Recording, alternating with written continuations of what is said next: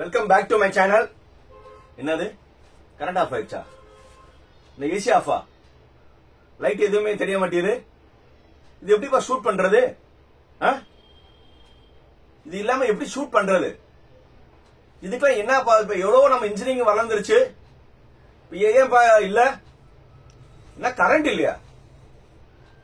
Current இல்லன்னு சொல்றீங்க. Current இல்லன்னு எதுவுமே நடக்காதா? ரைட். இப்போ வெல்கம் பேக் மை சேனல் சொல்லி ஷூட் பண்ணணும்னு ஆரம்பிச்சோட என்ன ஆயிடுச்சு? கரண்ட் ஆஃப் ஆயிடுச்சு. இப்போ ஒரு கரண்ட் ஆஃப் ஆயிடுச்சுன்னா ஒரு ஏசி ஓடாது, லைட் எரியாது, ஃபேன் சுத்தாது, எதுவுமே இப்போ நம்ம ஹியூமன் கம்ஃபர்ட் எதுவுமே நடக்காது. இப்போ இதுக்கெல்லாம் எது ரொம்ப முக்கியம்? கரண்ட் தானே. கரண்ட் எந்த டிபார்ட்மெண்ட்? எலக்ட்ரிக்கல். சோ அதனால இந்த வீடியோல எலக்ட்ரிக்கல் அண்ட் எலக்ட்ரானிக்ஸ் பத்தி நம்ம பார்ப்போம். இப்போ ட்ரிபிள்இன்னு சொல்லுவாங்க. அந்த ட்ரிபிள்இ பத்தி நம்ம இந்த வீடியோ ஃபுல்லா பார்ப்போம். ட்ரிபிள்இயோட அட்வான்டேஜஸ் என்ன, என்னென்ன ஸ்கோப்ஸ் இருக்கு, எங்கெங்க வேலை வாய்ப்பு இருக்கு, அது நம்ம டீடைலா படிக்கலாம். ரொம்ப சிம்பிளாவே சொல்றேன், ரொம்ப டெக்னிக்கலா நான் சொல்லல, ரொம்ப புரியுற மாதிரி சொல்றேன். ட்ரிபிள்இனா அதுலயே ரெண்டு வேர்டு இருக்கு, எலக்ட்ரிக்கல் அண்ட் எலக்ட்ரானிக்ஸ். அதே மாதிரி எலக்ட்ரிக்கல்னா சிம்பிளானா ஹை வோல்டேஜ் பத்தி படிக்கிறதா என்னவா இருக்கும்னா எலக்ட்ரிக்கலா இருக்கும். எலக்ட்ரானிக்ஸ்னா லோ வோல்டேஜ் பத்தி படிக்கிறதா இருக்கும். சோ ஹை வோல்டேஜ்னா அந்த வீட்ல நீங்க யூஸ் பண்ற மிக்சி, மோட்டாரு, பவர் ஜெனரேஷன், இந்த மாதிரி பெரிய பெரிய இது, அதாவது பிளக்ல மாட்டிட்டு நீங்க எல்லாமே பாக்குறீங்களா, அது எல்லாமே சிம்பிளா சொல்லணும்னா அதெல்லாம் எலக்ட்ரிக்கல்ல இருக்கும். எலக்ட்ரானிக்ஸ்னா இது என்னது? செல்போன். இது என்னது? லேப்டாப்.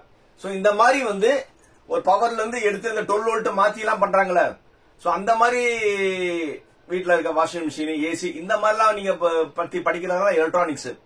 சோ எலக்ட்ரிக்கல்ல நீங்க மெயினா என்ன பண்ணுவீங்கன்னா power generation, power transmission, power distribution.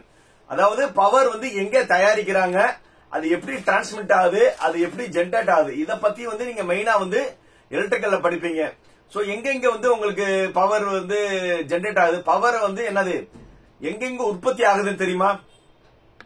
முதல்ல இபிஐ தெரியுமில்ல, இபில இருந்து உங்களுக்கு கரண்ட் வரும். அந்த கரண்டை எப்படி தயாரிப்பாங்க?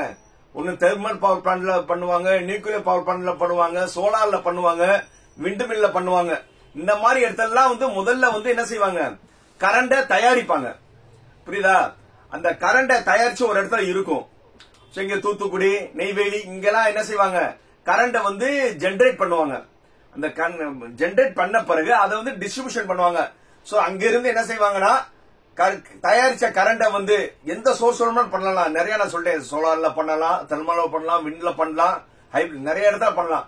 அந்த தயாரிச்ச கரண்ட் எல்லாமே ஒரு இடத்துக்கு வரும், இபில வரும். இப்ப இபி ஆபீஸ்க்கு ஒரு இடத்துல டிஸ்ட்ரிபியூட் பண்ணுவாங்க. அங்க இருந்து டிஸ்ட்ரிபியூட் பண்ண பிறகு அங்கிருந்து இபி ஆபீஸ் எஸ்எஸ் ஒன்னு சொல்லுவாங்க. நீங்க இபி ஆபீஸ்ல இருந்து மறுபடியும் அந்த கரண்ட் என்ன ஆகும்? அந்த டிரான்ஸ்பார்மர் ஒவ்வொரு இடத்துல வச்சு பிரிச்சு உங்க வீட்டுக்கு வரும். உங்க வீட்டுக்கு வந்த பிறகு மீட்டர் மூலியமா உங்க வீட்டுக்கு வரும். உங்க வீட்டுக்கு வந்த பிறகு ஒவ்வொரு ரூம், ஒவ்வொரு சுவிட்ச் பாக்ஸ்க்கு வயர் மூலியமா கொண்டு போவாங்க. சோ இது எல்லாமே பத்தி நீங்க எலக்ட்ரிக்கல்ல படிப்பீங்க. சிம்பிளா சொல்லிட்டேன். அடுத்தது எலக்ட்ரானிக்ஸ். சோ எலக்ட்ரானிக்ஸ்னா என்ன? செல்போன். இப்போ ஒண்ணும் இல்ல, இப்ப நான் சொன்னேன், இந்த இருக்கு செல்போன். இந்த செல்போனுக்குள்ள பாத்தீங்கன்னா நிறைய பார்ட்ஸ் இருக்கு. ஐசி நிறைய உள்ள போனீங்கன்னா ஒரு போர்டு இருக்கும், ஐசி இருக்கும். இந்த மாதிரி உங்களுக்கு என்ன இருக்கும்? நிறைய பார்ட்ஸ் இருக்கும், மைன்யூட்டான பார்ட்ஸ். இந்த மைக்ரோ ப்ராசஸர் என்ன, மைக்ரோ கண்ட்ரோலர் என்ன, இந்த மாதிரி அந்த லேப்டாப்ல சின்ன சின்னதுல பாத்தீங்கன்னா அத்தனை பார்ட்ஸ் இருக்கும். அந்த அத்தனை பார்ட்ஸையும் மைன்யூட்டா அது எப்படி இருக்கு, அது எப்படி ஃபங்க்ஷன் ஆகுது, அதை எப்படி ப்ரோக்ராம் பண்றது, அது எல்லாமே பத்தி நீங்க எதுல படிப்பீங்கன்னா எலக்ட்ரானிக்ஸ்ல படிப்பீங்க. சோ மெயினா சின்ன லாஜிக்கு சிம்பிளா சொல்லணும்னா என்னது? லோ வோல்டேஜ் பத்தி, எது லேப்டாப், செல்போனு, டிவி, ஃபிரிட்ஜ், இந்த மாதிரி இத பத்தி எல்லாம் நீங்க எலக்ட்ரானிக்ஸ்ல படிப்பீங்க. போக எலக்ட்ரானிக்ஸ்ல எதை படிப்பீங்கன்னா microprocessor, microcontroller, embedded system, VLSI, இந்த மாதிரி நிறைய எதுல படிப்பீங்கன்னா எலக்ட்ரானிக்ஸ்ல படிப்பீங்க. சோ எலக்ட்ரிக்கல் ஒரு பாட்டு, எலக்ட்ரானிக்ஸ் ஒரு பாட்டு. அது போக சார் எலக்ட்ரிக்கல் அந்த எலக்ட்ரானிக்ஸ் மட்டும் தான் படிப்பீங்களா? அப்படி கிடையாது. சோ நீங்க எந்த எலக்ட்ரிக்கல் அண்ட் எலக்ட்ரானிக்ஸ் பிரான்ச் படிச்சாலும் நீங்க கம்ப்யூட்டரோட கோடிங் படிப்பீங்க. So C++, Python. சோ இந்த மாதிரி வந்து இப்போதைக்கு வந்து எது எது தேவையோ அந்த கம்ப்யூட்டர் சயின்ஸ் படிக்கிற அளவுக்கு படிக்க மாட்டீங்க. ஆல்மோஸ்ட் வந்து அதுல இருந்து நீங்க என்ன செஞ்சிருவீங்க, ஒரு 40% வந்து நீங்க எப்படி ஆப்ரேட் ஆகுது எல்லாமே தெரிஞ்சுக்கிருவீங்க. சார் இப்ப நான் எலக்ட்ரிக்கல் அண்ட் எலக்ட்ரானிக்ஸ் படிக்கிறது நல்லதா, ஈசின்னு சொல்றாங்களே எலக்ட்ரானிக்ஸ் அண்ட் கம்யூனிகேஷன் எது நல்லதுன்னா அதுக்கான வீடியோ வந்து நான் அடுத்தடுத்த வீடியோல வரும். ஆல்மோஸ்ட் வந்து ட்ரிபிளியும் ஈசியும் மோரால 70% சிலபஸ் வந்து ஒன்னாதான் படிப்பாங்க. புரியுதா? ஏன்னா அதுல எலக்ட்ரிக்கல் அண்ட் எலக்ட்ரானிக்ஸ் ட்ரிபிளி, ஈசினா எலக்ட்ரானிக்ஸ் அண்ட் கம்யூனிகேஷன்ஸ், ரெண்டுலயும் காமன் என்னது எலக்ட்ரானிக்ஸ். சோ எலக்ட்ரானிக்ஸ் வந்து நீங்க 60% படிப்பீங்க வச்சுக்கோங்க. 40% வந்து ட்ரிபிளி காரவங்க வந்து அந்த பவர் ஜெனரேஷன் அந்த எலக்ட்ரிக்கல் பத்தி படிப்பாங்க. கம்யூனிகேஷன்ல இருக்கிறவங்க என்ன செய்வாங்கன்னா கம்யூனிகேஷன் ரிலேட்டடா பண்ணுவாங்க. இல்ல சார் நான் ட்ரிபிளி எடுத்துட்டேன், ஆனா வந்து நான் வந்து ஈஸி தான் நான் வந்து எடுக்கணும்னு நினைச்சேன், ஆனா ட்ரிபிளி எடுத்துட்டேன் சார், நான் வந்து ட்ரிபிளியே நான் படிக்கலாம்னா எலக்ட்ரிக்கல் ட்ரிபிளி டிகிரி இருக்கும், ஆனா நீங்க ஈஸிக்கான எல்லாமே படிச்சுக்கலாம். ஏன்னா இப்போ வந்து நம்ம அண்ணா யூனிவர்சிட்டி சிலபஸ் வந்து choice base system, vertical choices சொல்லி கொடுத்துட்டாங்க.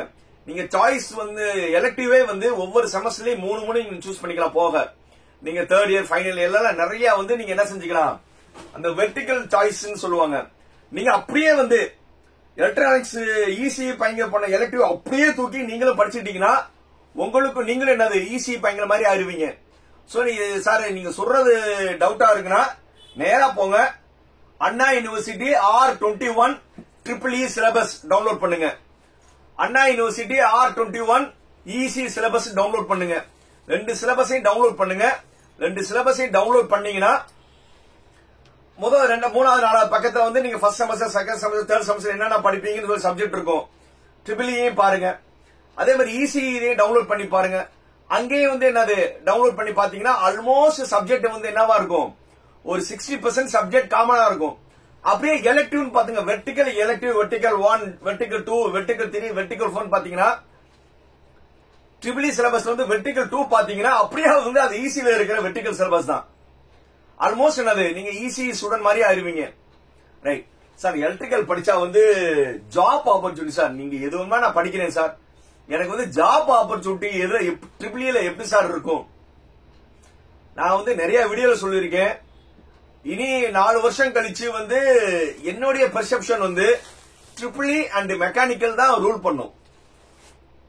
ஏன்னா இப்ப ஆல்மோஸ்ட் வந்து எல்லா இடத்துலயும் இ வெஹிக்கிள் வந்துருச்சு. எல்லா பெரிய பெரிய கம்பெனிஸ் வந்து அவங்களுடைய பெட்ரோல் டீசல் வண்டியை வந்து நிப்பாட்டிட்டாங்க. இப்ப ஹீரோ ஹோண்டாவே வந்து இப்ப என்னது 2 வீலர் வந்து எலக்ட்ரிக்கல் வண்டி வர ஆரம்பிச்சு, அவங்களோட லாஸ்ட் வண்டியை நிப்பாட்டிட்டாங்க. ஹுண்டாய் எல்லா கம்பெனியும் வந்து அவங்களோட பெட்ரோல் டீசலோட லாஸ்ட் வண்டியெல்லாம் மேனுபேக்சரிங் நிப்பாட்டிட்டாங்க. இனி வர்றது ஃபுல்லா அவங்க ஹைபிரிட் அண்ட் எலக்ட்ரிக்கலுக்கு தான் போறாங்க. இப்ப வந்து அது க்ரோயிங் ஸ்டேஜஸ்ல இருக்கு. நீங்க வந்து இப்போ 2024 நீங்க எப்போ படிச்சு வெளியில வருவீங்க? 2028.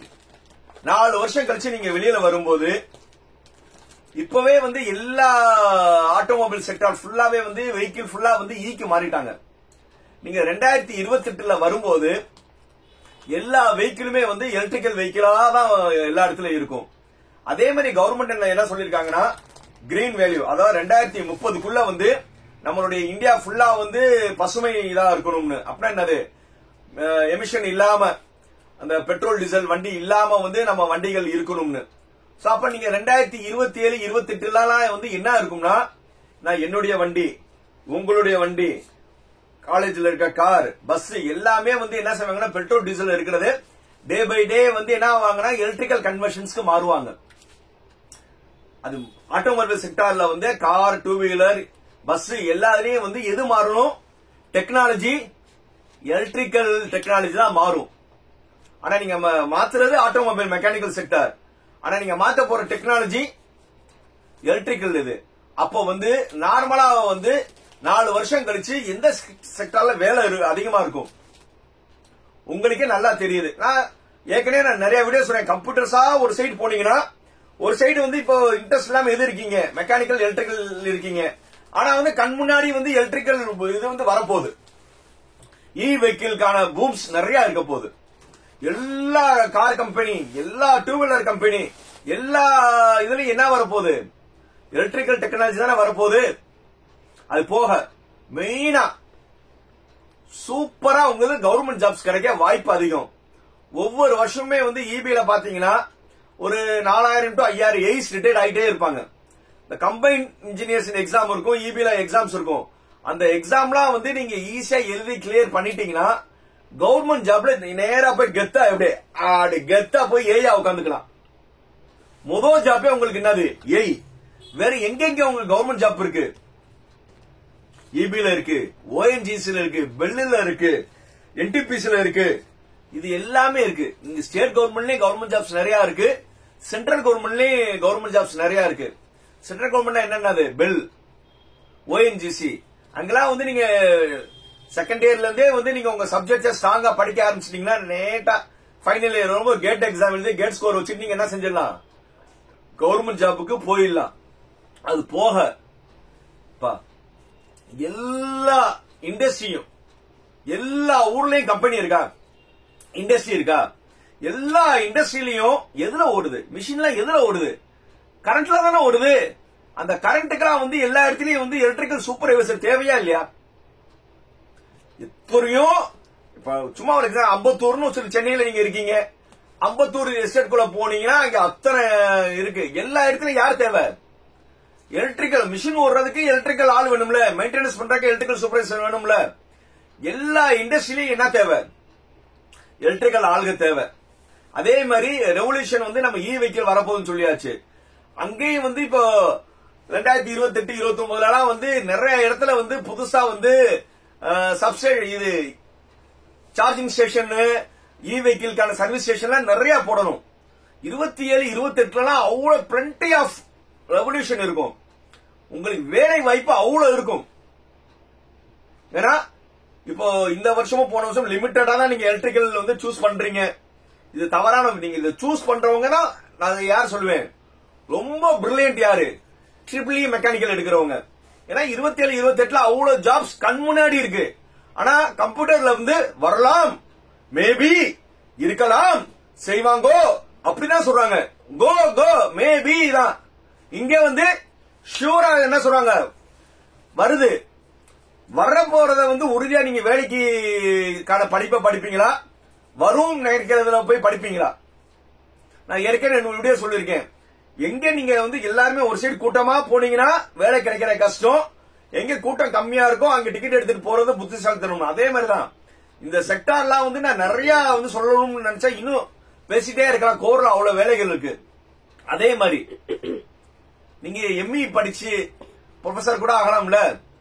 எம்இ படிக்கலாம், பிஹெச்டி படிக்கலாம். இந்த மாதிரி நீங்க எஜுகேஷன் லைன்லயே நீங்க என்ன ரிசர்ச்லயே நிறைய போகலாம்.